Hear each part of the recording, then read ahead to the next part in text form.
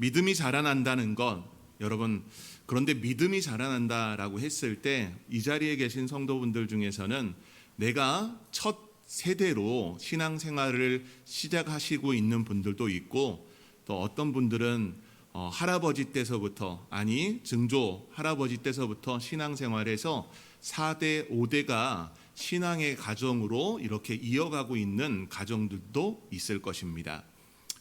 여러분, 오늘 우리가 이걸 생각해 봤으면 좋겠어요. 신앙이 잘 세워가는 믿음의 가정, 그 가정의 역사 속에서 놓치지 않아야 할 한 가지가 있다면 그것은 하나님의 말씀을 따르는 겁니다. 그것을 빼고 신앙생활을 이야기할 수는 없을 것입니다. 오늘 이 본문에 등장하고 있는 요시야 시대의 이 왕과 또 온 유대 백성들이 하나님의 말씀을 따라가는 것을 보며 우리 성도 여러분들의 신앙이 날마다 하나님 앞에 자라나는 역사 있기를 소망합니다. 이스라엘의 왕의 계보를 좀 보여드릴게요. 사진을 좀 띄워주세요. 왕의 계보를 보게 되면은 이게 이제 남유다거든요. 북이스라엘도 이 왕들이 19명이 있었는데 이 왕들의 색깔을 보게 되면은 빨간색과 파란색이 있습니다. 그렇죠? 근데 이 파란색과 빨간색의 차이는 뭘까요? 파란색은 민주당이고 빨간색은 국민의힘인가요? 그게 아니고요. 빨간색은 하나님 앞에 악한 왕이었다는 것이고 파란색은 하나님 앞에 선한 왕들이었다는 것을 이렇게 좀 표시를 해놓은 겁니다. 남유다에 20명의 왕들이 있었어요. 이 20명의 왕들 중 하나님 앞에 선하고 정직하다라는 것으로 평가받은 왕은 몇 명입니까? 8명. 이렇게 지금 표시가 되어 있죠. 자, 그런데 여기에 이제 보게 되면은 신앙을 잘 이어가는 것들을 봐보십시오. 아버지, 할아버지, 계속해서 이 신앙이 좋아지는 모습 어떻습니까? 여러분 보기에 신앙을 잘 세워가고 있나요? 계속해서 쭉 이어갑니까? 그렇지 않습니다. 오늘 이 그림을 보게 되면은 요아스, 아마샤, 또 아사랴 지역 이 왕들의 계보에서는 계속해서 이 신앙을 잘 이어가는 모습을 보이지만은 다른 왕들은 그렇지 않다는 겁니다. 오늘 우리가 함께 성경을 읽은 요시야 같은 경우는 이 이스라엘 역사의 맨 후반에 등장을 합니다. 그 후반에 등장할 때 그의 할아버지는 므낫세였고 또 그의 아버지는 아몬이었습니다. 근데 이들에 대한 평가 또한 그리 색깔로 보면은 좋지 않았습니다. 여호와 하나님 앞에 악했다라는 것. 자, 그림을 내려주시고요. 우리가 이 부분을 함께 볼 때 이 요시야의 할아버지였던 므낫세를 성경을 찾아서 좀 보기를 원해요. 성경을 찾을 때 어디를 찾냐 하면은 33장 2절 말씀입니다. 역대하 33장 2절 말씀이에요. 자, 본문을 함께 읽어보겠습니다. 시작. 여호와 보시기에 악을 행하여 여호와께서 이스라엘 자손 앞에서 쫓아내신 이방 사람의 가증한 일을 본받아. 여러분, 이 므낫세 같은 경우는 요시야의 할아버지인데 그가 어땠다? 하나님 앞에 악하게 행했다라는 겁니다. 그것도 이방 사람의 가증한 일을 본받아서 하나님 앞에 여러 신상들을 세웠음을 말씀합니다. 전체를 제가 다 보지는 못하지만요, 이 모습을 봤을 때 히스기야가 헐어버렸던 히스기야가 헐어버렸던 바알의 제단을 쌓고 아세라 목상을 만들고 하늘의 일월 성신을 경배하고 라고 하면서 여러 신들을 섬겨 나갔음을 보여줍니다.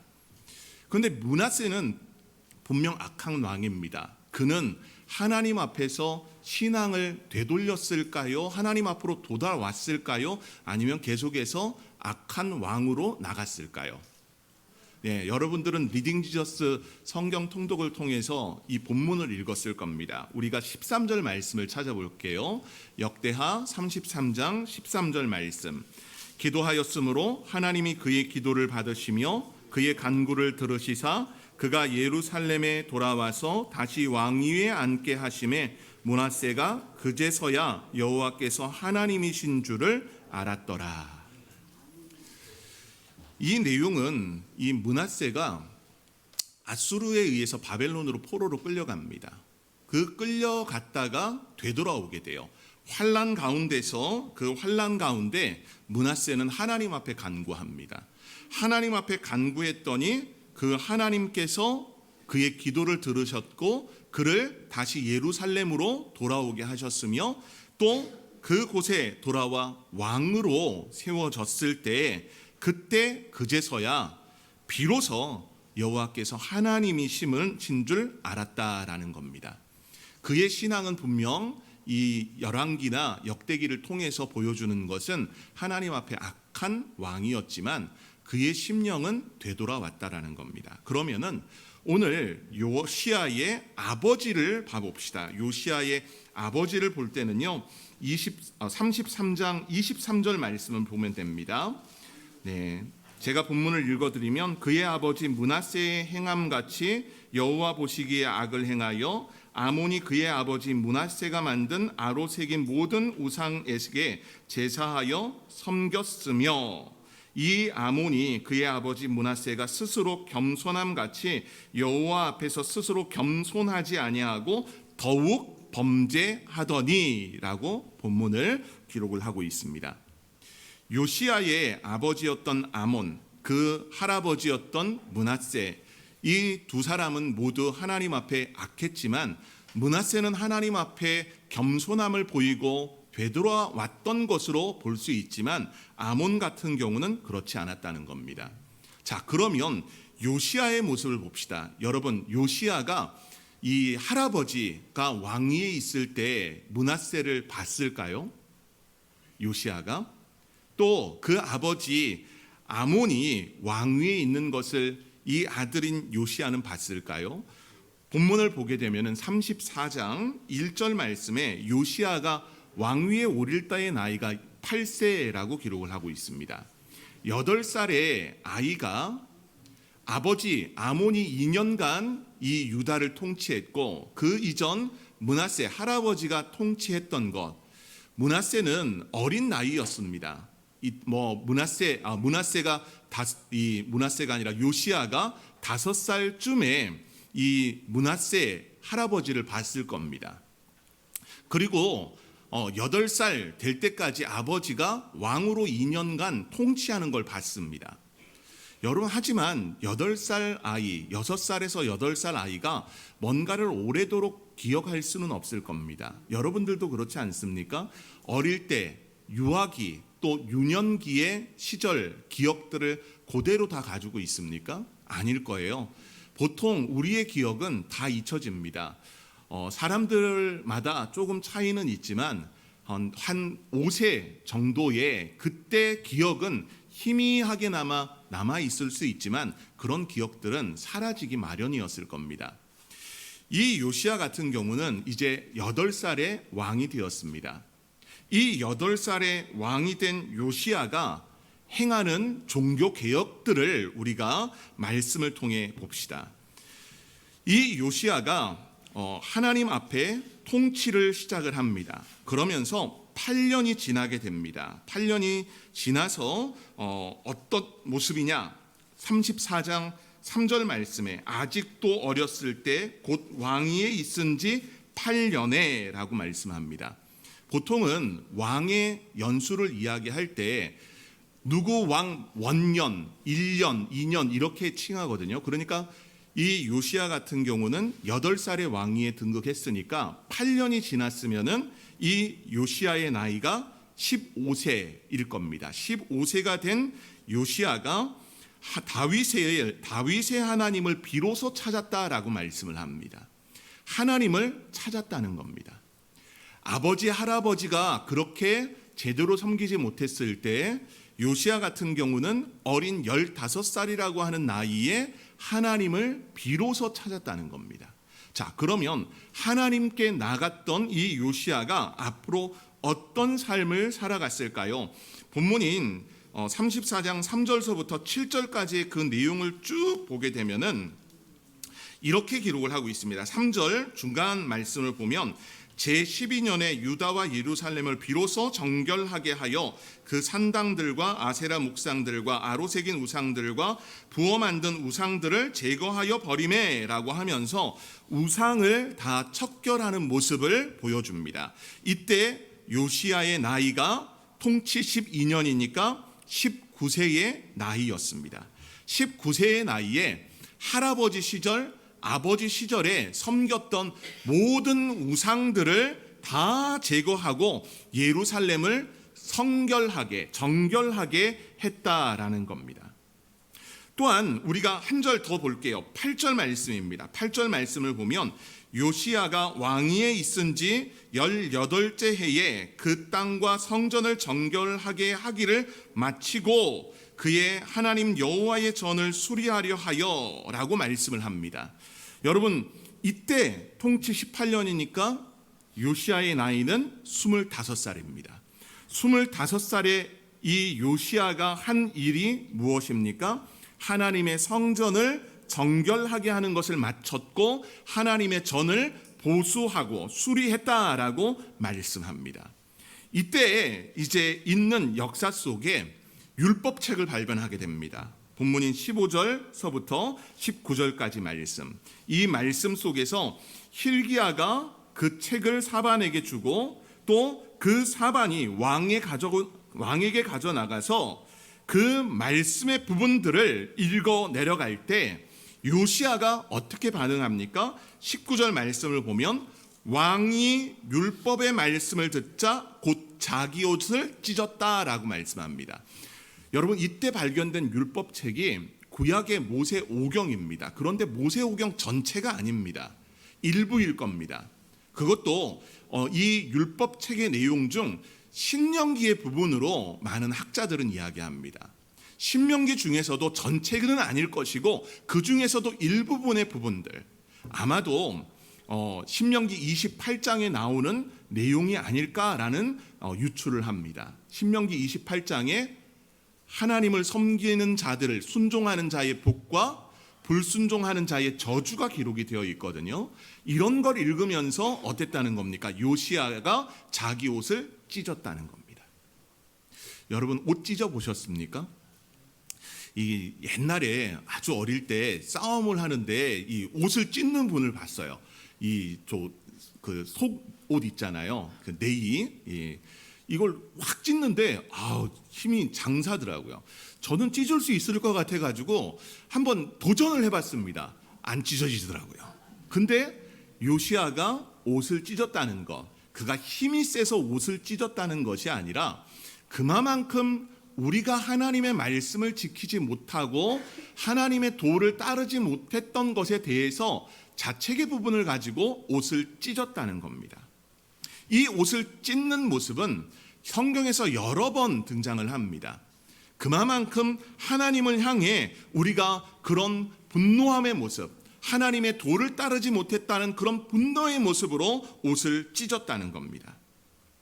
여러분, 이 옷을 찢고 그 상태에 머무른 것이 아니라 요시야는 이 말씀들을 되새기면서 말씀을 지켜나가는 모습을 보여줍니다. 오늘 우리가 본문을 읽은 29절서부터 33절의 내용을 보게 되면은 왕이 사람들을 모읍니다. 유다와 예루살렘 모든 장로들을 불러 모았다라고 기록을 합니다. 그가 여호와의 전에 올라가서 유다 모든 사람과 예루살렘 주민들, 제사장과 레위 사람 또한 모든 백성의 노소를 막론하고 다 함께 했습니다. 그리고 뭐 했다고 합니까? 여호와의 전 안에서 발견한 언약책의 모든 말씀을 읽어 무리의 귀에 들려주었다라고 말씀하고 있습니다. 율법책을 발견하고 요시야 혼자 그 책을 보고 마음을 찢고 한 것이 아니라 어떻게 했다는 겁니까? 모든 장로들, 남녀, 노소를 막론하고 그 말씀을 들을 수 있게끔 했다라는 겁니다. 여러분, 오늘 우리의 성도 여러분들이 신앙생활을 하는데 그 신앙의 기준점이 있습니다. 여러분이 1세대의 신앙을 가진 분이든 아니면 여러분들의 할아버지, 할머니 그 이상 되시는 분들이 신앙생활 했던 그 신앙의 부분을 보면은 다 기준을 가지고 있습니다. 그런데 이 기준의 부분이 상당히 우리는 잘못되어 있다는 겁니다. 요시야가 이 종교 개혁 가운데서 산당들을 없애고 우상들을 다 척결하고 또한 예루살렘을 깨끗하게 하는 그 모습, 그것은 요시야의 신앙의 한 단면의 모습으로서는 하나님 앞에 정직할 수밖에 없습니다. 그러나 그가 지금 행동하고 있는 것이 과연 하나님의 말씀 안에서인지 아닌지 우리는 봐야 할 것입니다. 하나님은 십계명 말씀을 통해서 우상을 만들지 말라라고 말씀하십니다. 그것들을 섬기지 말라라고 말씀하십니다. 요시야의 이 모든 척결의 행위는 하나님 말씀 안에서 그 말씀을 이뤄가는 모습이기에 아름다운 모습입니다. 그러나 그의 신앙의 모습에서 말씀이 아니라 다른 것이 가감됐다면 여러분 어떻게 하시겠습니까? 우리는 그 신앙생활의 기준을 하나님의 말씀이 아닌 사람을 통해 기준을 잡을 때가 종종 있습니다. 그래서 우린 이렇게 말합니다. 나 이 정도 신앙생활하면 됐지라는 마음들, 여러분들 안에 그 마음들 있지 않습니까? 내가 매일 새벽기도 출석하고 주일 예배 착실히 드리고 그 정도면 됐지 뭘 또 더 하라고 하냐라고 우리는 그렇게 물을 수 있습니다. 여러분, 우리 성도 여러분들이 하나님을 예배해 나가는 모습 안에 그 기준이 내가 되지 않기를 원합니다. 여러분들의 신앙 기준이 사람이 되지 않기를 원합니다. 사람이 되어가는 모습, 여러분 교회 안에 분명히 그런 모습들이 있습니다. 우리 할아버지가 장로님인데 이렇게 신앙생활했어. 맞습니다. 그런 신앙의 본을 보이고 신앙의 자세들은 참 좋습니다. 그런데 그 부분이 하나님의 말씀과 상관없는 것이라면 여러분 어떻게 하시겠습니까? 제가 몇 번 설교를 하면서 이런 예화를 드렸습니다. 한국교회 60년대, 70년대 신앙생활 하신 분들 중에서는 주일 이 하나님 앞에 예물 드리는 부분에 지폐가 구겨졌다면 하나님 앞에 어떻게 구겨진 걸 드릴 수 있냐라고 해가지고 빳빳하게 다리미로 다려서 드리는 모습이 있습니다. 여러분, 이 모습은 성경 어디에도 사실 기록되어 있지 않습니다. 그러나 그 모습을 본다면 얼마나 귀합니까? 그런데 여러분 생각해 보십시오. 그렇게 해서 예물을 드리는데 예배당에 나와서 전심으로 하나님을 예배 드리는 것이 아니라 그저 헌금은 그렇게 정성스럽게 드리지만은 이 자리에 앉아서 말씀은 듣지 않고 다른 생각에 빠져 있다면 어떻겠습니까? 오늘 오전 예배 마치고 교구 모임 간다고 하는데 저기 우리 정집사님네 집에 가가지고 맛있는 고기, 어떤 고기를 구워 먹을지 그것만 가득하게 생각한다면 여러분 어떤 겁니까? 하나님을 향해 바르게 예배하는 예배자의 모습은 아닐 겁니다. 우리 성도 여러분들이 하나님의 말씀을 잘 기억하는 은혜가 있고 그것을 따라가는 역사가 있기를 원합니다. 하나님의 말씀을 따라갈 때요, 오늘 요시야 같은 경우는 자기만 이 율법책을 보지 않았습니다. 이 이전에 왕들의 모습을 보면요, 성경 말씀을 필사했습니다. 그 필사한 말씀을 왕궁 가까이, 자기의 처소 가까이에 두고 그 말씀을 봐야 했습니다. 그런데 어느 순간 이런 게 사라진 거예요. 그러니 율법 체계 부분들을 발견하고 그것을 읽었을 때 옷을 찢는 요시야의 한편의 마음은 잘 헤아릴 수 있을 것 같습니다. 여러분, 그런데 이 말씀을 보는 것이 요시야 혼자 말씀을 보고 말씀에 만족하고 있습니까? 그렇지 않다는 겁니다. 오늘 우리가 읽은 본문 29절 30절 말씀을 통해서 온 사람들을 모으고 그들과 함께 여호와의 전에서 발견한 언약책의 모든 말씀을 읽어 무리의 귀에 들려주었다라고 말씀하고 있습니다. 여러분, 우리 교회가 말씀을 읽는 공동체로 하나님 앞에 튼튼하게 서나가기를 소망합니다. 올해 리딩 지저스 2년 차로 접어들어서 우리 성도 여러분들이 말씀을 잘 읽고 있는 줄 믿습니다. 아마 이 역사서로 넘어오고 나서 이 여호수아서까지 우리가 읽은 내용에서 제가 많은 이제 순장분들을 통해서 누가 잘 읽고 있는지, 또 지금 읽지 않고 또 못 따라오시는 분들이 누군지를 이렇게 다 파악을 했습니다. 아마 이제 이번 주 느헤미야, 에스더, 에스라 이 본문을 읽고 나가지고 또 조사합니다. 그러면 여러분 어떨까요? 그 숫자가, 저는 마음에 소원하기를 더 많은 분들이 성경을 읽어가는 은혜가 있기를 원합니다. 여러분, 성경을 읽는 부분에 우리가 이 마음 또한 가졌으면 합니다. 여러분, 우리는 매일 동일한 본문을 읽습니다. 그렇죠? 정해져 있는 본문들을 여러분한테 보냅니다. 그러면 여러분들 안에서는 제가 순신방을 하면서 이렇게 확인해 보면은 읽는 것이 다양합니다. 분명 오늘 읽어야 될 본문인데 전날 보내주다 보니까 전날 다 읽었다고 이야기합니다. 어떤 분은 어떠냐? 미리 쭉 나가가지고 목사님 저는 지금 다른 데 읽고 있어요 하는 분도 있습니다. 근데 그것에 대해서 제가 특별히 뭐라 나무라지는 않았습니다. 그런데 우리가 보조를 맞춰갔으면 좋겠어요. 하나님의 말씀을 공동체가 함께 읽는 것, 그날 성경 말씀을 함께 읽음을 통해서 그 안에 우리에게 말씀하시고 나에게 말씀하시는 하나님의 말씀을 같이 하는 은혜가 성도 여러분들에게 있기를 바랍니다.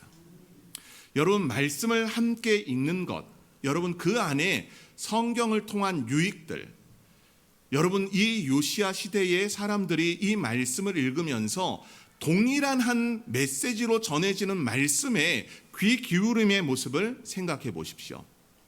하나님을 향해 마음을 모아가는 은혜, 또 그 속에서 우리가 신앙생활 잘못하고 있구나라는 그런 반성의 모습들 그들 안에 있지 않았겠습니까? 저는 성도 여러분들의 신앙이 일치되어져 가는 은혜가 있기를 원합니다. 일치되어 간다라는 것, 여러분 그 속에 하나가 되어가는 겁니다. 말씀을 통한 하나되음의 공동체. 지난 금요일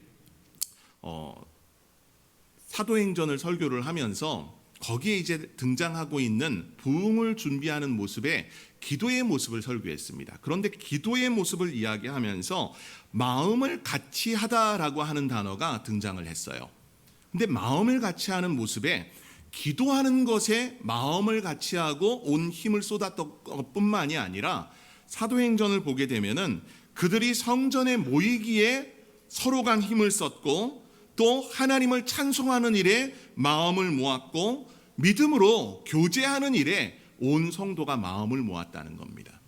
제가 오늘 주일을 보내면서 한 주간 동안 이 마음으로 기도했습니다. 작년에도 보니까요, 교구 모임을 한다고 하니까 주일 예배를 안 오시는 분들이 있었어요. 진짜로 있었습니다. 오늘은 어떨까요? 그런 마음으로 한 주간 동안 하나님, 한 분도 이것 때문에 참석하지 않는 분 없도록 주님 해주시길 원합니다. 근데 아니나 다를까요? 있을까요? 없을까요? 있습니다. 저는 여러분들이 마음을 모아가고 함께하는 신앙 공동체 되길 원합니다. 성경을 읽는 것뿐만 아니라 기도하는 것, 찬양하는 것, 이것은 영적으로 하나 되는 것이라면은 우리가 신앙 안에서 하나 되는 것도 중요하게 생각해야 됩니다. 여러분, 성찬을 하지요. 우리 교회 성찬은 어떻습니까? 우리가 함께 떡을 받고 포도주를 받아서 각자 먹고 마시는 것이 아니라 함께 먹고 마시지 않습니까? 이것도 그리스도 안에서 하나 일치됨의 모습이듯 우리 온 성도들이 교제의 그 모든 부분도 마음을 모아간 가운데서 함께하는 신앙 공동체 되는 은혜가 여러분들 안에 있기를 소망합니다. 여러분 또한 오늘 본문 말씀을 보게 되면은 31절 말씀에 왕이 자기 초소에 서서 여호와 앞에서 언약을 세우되 마음을 다하고 목숨을 다하여 여호와를 순종하고 그의 계명과 법도와 율례를 지켜 이 책에 기록된 언약의 말씀을 이루리라 하고라고 말씀합니다. 여러분, 여기 31절에 등장하는 말씀 중에 우리가에게 좀 익숙한 이 문구가 있습니다. 마음을 다하고 목숨을 다하여 여호와를 순종하고 그의 계명과 법도와 율례를 지켜라는, 여러분, 마음을 다하고 뜻을 다하고 힘을 다하여 라는 말씀 신명기에 등장하죠. 신명기 6장 5절 말씀에 등장합니다. 너는 마음을 다하고 뜻을 다하고 힘을 다하여 내 하나님 여호와를 사랑하라. 신명기 6장은 쉐마장이라고 말합니다. 쉐마는 가르치는 겁니다. 여러분, 신앙을 가르치고 신앙을 배우는 자리에서 제일 중요한 것은 바로 마음을 다하고 뜻을 다하고 힘을 다하는 겁니다. 오늘 요시야는 이 하나님 앞에 언약을 이스라엘과 함께 맺어가며 마음을 다하고 목숨을 다하여 여호와를 순종하겠다라는 고백을 합니다. 여러분, 순종자가 받는 축복 어떤 것이 있습니까? 우리가 성경을 한 장 찾아보도록 할게요. 신명기 28장입니다. 신명기 28장 말씀. 우리 1절 말씀서부터 함께 봅니다.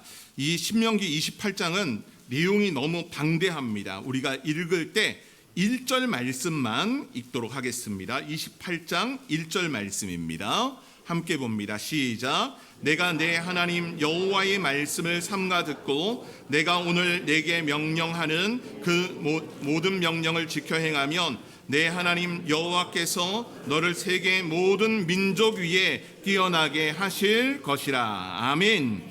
여러분, 하나님의 말씀을 따르는 것, 어떻게 말씀합니까? 명령을 지켜 행함의 모습, 그 지켜 행함의 모습에서 우리가 읽은 28장 1절 말씀은 세계의 어떤 모든 민족들 위에 뛰어나게 하시겠다라고 말씀합니다.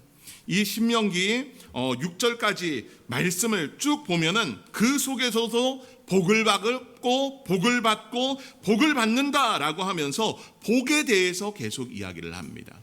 저는 성도 여러분들이 기복 신앙을 가진 자들 되기를 바라지 않지만 하나님을 섬기고 주의 말씀을 따라갈 때 하나님의 축복에 있음을 기억하시는 믿음의 성도들 되길 원합니다. 인생의 자리에서 하나님의 말씀을 따라가는 것, 여러분, 그것은요 바로 체질을 개선해 나가는 겁니다. 여러분, 몸이 좀 불편하면은 아프거나 하면은 우리가 체질 개선을 해야 된다라는 말들을 합니다. 어떤 분들은 살을 좀 빼라고 합니다. 제가 많이 듣는 이야기 중에 하나입니다. 살 좀 빼시라고 의사 선생님들이 좀 이야기를 많이 하세요.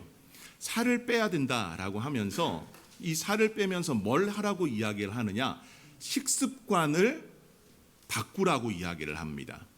먹는 것, 여러분, 제가 어른 같지만 맛은 아이 입입니다. 우리 교회의 한모 집사님이 그 비슷하다고 이야기하시더라고요. 저도 아이 같은 입맛이에요. 이 햄 좋아하고 소세지 좋아하고 피자, 햄버거 이런 거 좋아합니다. 그렇다고 그런 거 사달라고 하는 것 이야기하는 것 아닙니다. 자, 그런데 의사 선생님들은 그런 식습관을 바꾸라고 말합니다. 야채, 채소 위주로 먹고 고기를 많이 줄이라고 말합니다. 식습관을 바꿔가는 것, 운동하라고 말합니다. 조금이라도 많은 이 칼로리를 소비하기 위해서 운동을 하라고 말합니다. 육체에 질병을 가지고 있어도 체질 개선을 위해서 해야 되는 부분이 있듯이 영적인 체질 개선도 마찬가지입니다. 영적인 체질 개선, 여러분 어떤 것이 있을까요? 여러분의 성장을 위해서 바꿔가야 하는 것, 그것은 다름 아닌 내게 맞는 신앙생활이 아니라 하나님께 맞는 신앙생활을 하는 겁니다. 그 초점이 내 중심의 신앙생활이었다면 하나님을 중심으로 한 신앙생활을 하는 겁니다. 그러면 하나님을 중심에 둔 신앙생활은 어떤 생활일까요? 여러분, 말씀대로 살아가는 것이 우리의 기준되는 은혜 있기를 소망합니다. 영적 체질을 바꾸는 데 있어서 하나님의 말씀을 기억하면서 말씀을 따라가는 은혜가 여러분들 안에 있기를 소망합니다. 이런 영적 체질 개선 속에서 우리 성도 여러분들이 이런 것도 바뀌기를 바랍니다. 어떤 것이냐? 여러분, 우리 안에는요 상하의 관계가 항상 존재합니다. 한국인들의 특징 중 하나입니다. 어디서든지 상하 관계를 가지려고 합니다. 나이를 통해서 너 몇 기야? 해병대는 기수로 이야기한다고 하잖아요. 비슷한 것 같아요. 나이가 몇 살이냐, 어느 학교를 졸업했느냐, 이것으로 우위를 점하려고 하는 게 우리 모습입니다. 이런 세상의 모습이 교회 안에 들어오진 않았을까요? 제가 교제하는 한 목사님이 이런 이야기를 하시는 거예요. 깜짝 놀랐다는 거예요. 교회의 장로님들이 젊은 이제 집사님들을 부르는데 집사님이라는 호칭을 쓰지 않고 누구야로 불렀다는 겁니다. 깜짝 놀랐대요. 그래서 그분께 물어봤대요. 괜찮아요. 제 어릴 때 제가 기저귀도 갈아줬고 주일학교 학교 다닐 때 제가 제 교사였어요 라면서 이야기를 합니다. 그러면서 청년들에게는 야, 넌 젊으니까 무거운 것 좀 네가 들어 라고 하면서 이렇게 언사했다고 합니다. 여러분, 영적인 체질의 변화와 성장의 모습은 인격의 성숙도 또한 더해지는 겁니다. 저는 우리 성도 여러분들이 신사다워지기를 소망하고요. 저는 우리 여자 성도 여러분들이 정말 덕을 갖춘 성도들 되기를 소망합니다. 그 기준의 모습에서는 하나님의 말씀을 기초에 놓고 우리가 서로와 서로를 잘 섬김안에 하나님 앞에 영광 올려드리는 귀한 은혜가 있기를 소망합니다. 여러분들의 기준이 아닌 하나님의 말씀이 기준되는 삶, 그것이 주님이 기뻐하시는 성도의 삶인 줄 기억하면서 주님께 나가는 은혜가 여러분 모두에게 있기를 소망합니다.